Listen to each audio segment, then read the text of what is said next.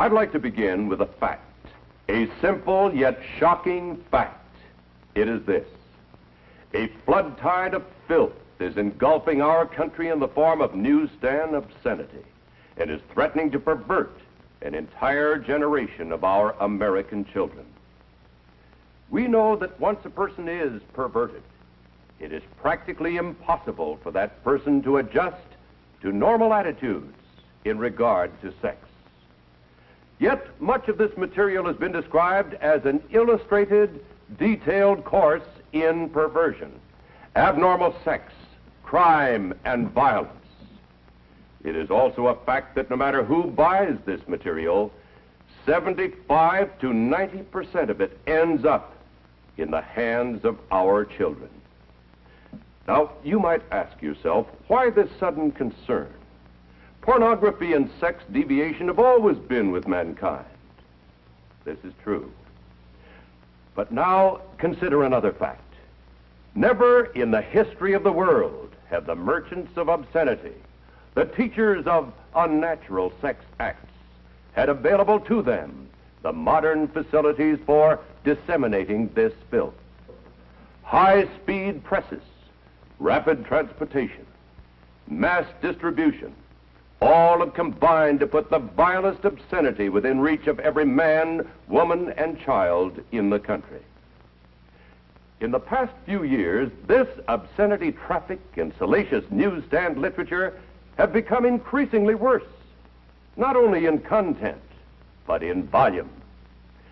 This traffic continues to increase and flourish for one reason. It is big business, profitable business for the mercenary persons who produce it, and for its more than 800 distributors. The United States Supreme Court has described it as dirt for dirt's sake. We describe it as dirt for money's sake. Obscene literature is a $2 billion a year business. That's $2 billion. Through this material, today's youth can be stimulated to sexual activity for which he has no legitimate outlet. He is even enticed to enter the world of sadists, masochists, and other sex deviants. The psychiatric terms for these unnatural sex acts are unknown to most decent adults in our country. But through this salacious material, these abnormalities are corrupting the minds and the hearts of our children. Perversion for profit.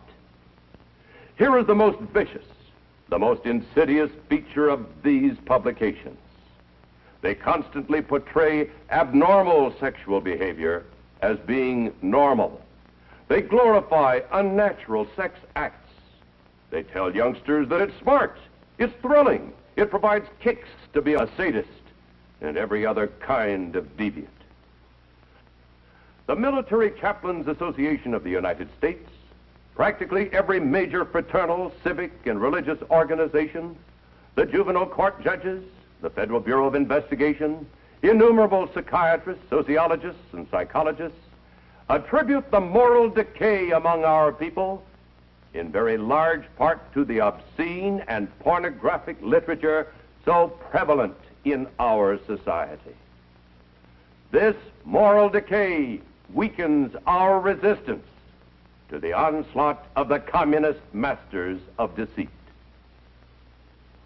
A major factor that makes youngsters prime targets for this printed filth is the natural curiosity of youth about the mysterious force of sex. Yet, on virtually every newsstand is a welter of misinformation which can wreck them for life. And it is important to realize that even if you knew that your own children would never, under any conditions, buy or read this material, if you knew this, and you can't know this, you must realize that they are constantly exposed to those who do read this material and who might be triggered into compulsive acts of sex violence. As I said before, the most insidious feature of these publications is that they glorify crime and ridicule law and authority. Vice is presented as fun. This warped idea of fun has contributed to the fact that 1 out of every 20 children born in the United States last year was illegitimate. The rate of illegitimacy has been steadily climbing, and the care of these children costs taxpayers $1 billion a year in government aid.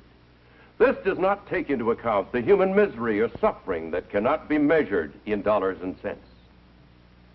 What these publications promote as fun has helped to increase the spread of venereal disease in this country. Reported syphilis has increased more than 300% in the last 5 years. The increasing crime rate also parallels the increase in obscenity. A vicious crime of violence, murder, forcible rape, or assault to kill is being committed every 3 minutes. The total cost of crime in human waste, misery, tax, and material loss is beyond calculation. Sex-mad magazines are helping to create criminals faster than we can build jails to house them. This $2 billion a year racket is challenging every mother and father in this country and everyone interested in the welfare of our children. The question is this: do you want your children stimulated and driven into an early, unstable marriage before they have had a chance to achieve the economic, educational, and emotional stability necessary for family life? Do you want them to lose all chance of a normal, happy married life? Opponents to the control of obscene literature state that the circulation of this material is the price we pay for freedom in this country. But the United States Supreme Court does not agree. Smut peddlers do not have the right to contaminate our society. This is a nation of laws, and you and I have a constitutional guarantee to police protection of our welfare. The law is our weapon. Here in a typical courtroom, a judge is instructing the jury in the case of a smut peddler. Ladies and gentlemen of the jury, Lakewood has a valid constitutional legal ordinance prohibiting the publication, sale, or distribution of obscene material. It is under this law that the defendant herein was arrested and prosecuted. The Supreme Court of the United States has clearly stated that obscenity is without constitutional protection. The Supreme Court has defined obscenity as material which deals with sex in a manner appealing to the prurient interest. That is, material having a tendency to excite lustful thoughts. It might be well to point out that it is not necessary to prove that this material has led to an act of violence or sex crime, but merely that the material taken in itself is obscene. The test is whether, to the average person applying contemporary community standards, the dominant theme of the material taken as a whole appeals to the prurient interest. If material meets this test, it is without the constitutional guarantees of freedom of press and speech. Now you, the jury, must apply the test of obscenity to the material distributed by this defendant. You, ladies and gentlemen of the jury, are the sole triers of the facts in this case. The application of this legal test to the evidence is to be made by you and you alone.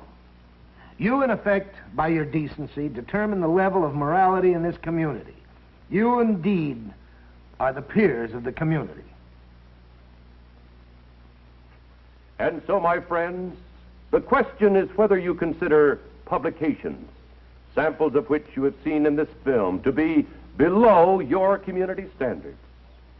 To find the answer, ask yourself these questions.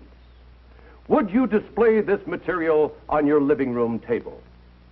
Do you find such material in the living rooms of your friends and neighbors? Would you read stories from these publications to your family or friends? Would you undertake to sell this material from door to door? Of course you would not. Your community standards are far above this depraved material.